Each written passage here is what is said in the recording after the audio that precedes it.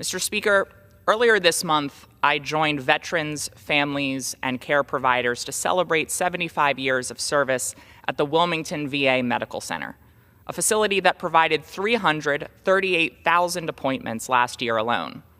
That's visits to a primary care doctor, a dentist, drug and alcohol counseling. Every single one of those visits is fulfilling a sacred promise that the government has made to show up for those who have sacrificed for all of us. As we head into Memorial Day weekend, we must recognize the responsibility that we have as elected officials, not just on Monday, but every day of the year, to honor those who have given their last full measure of devotion by fulfilling our commitment to all of those who have served our country. Our country has long recognized the value of service by promising our veterans that no matter who sits in the Oval Office or behind this dais, they will be cared for and protected. But today, that promise is in jeopardy. Nearly 6,000 veterans have already been summarily fired by the Trump administration. And now they're pushing a plan to lay off 80,000 of the very workers who process benefits and facilitate life-saving care through the VA. And if that weren't enough, as I speak, congressional Republicans are continuing to advance a budget that would slash support for veterans even further, undermining health care, housing assistance, and food support. Let me be clear. You don't support veterans by handing them a folded flag with one hand and cutting their lifelines with the other.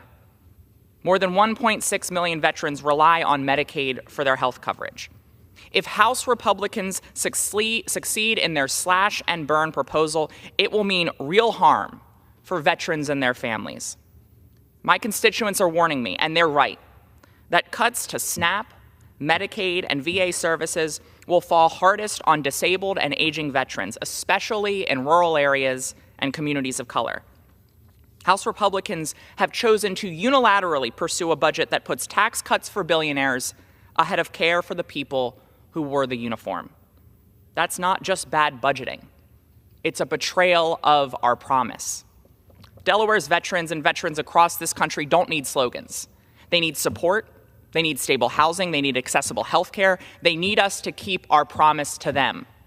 Veterans who fought for our country should not be forced to fight for the coverage and assistance that they earned long ago. I didn't come to Congress to sanction cruelty.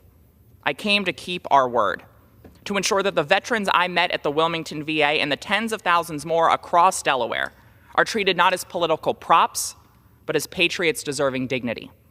This Memorial Day, I urge my colleagues to follow the famous charge of President Lincoln. Any nation that does not honor its heroes will not long endure. No mission is more important or righteous.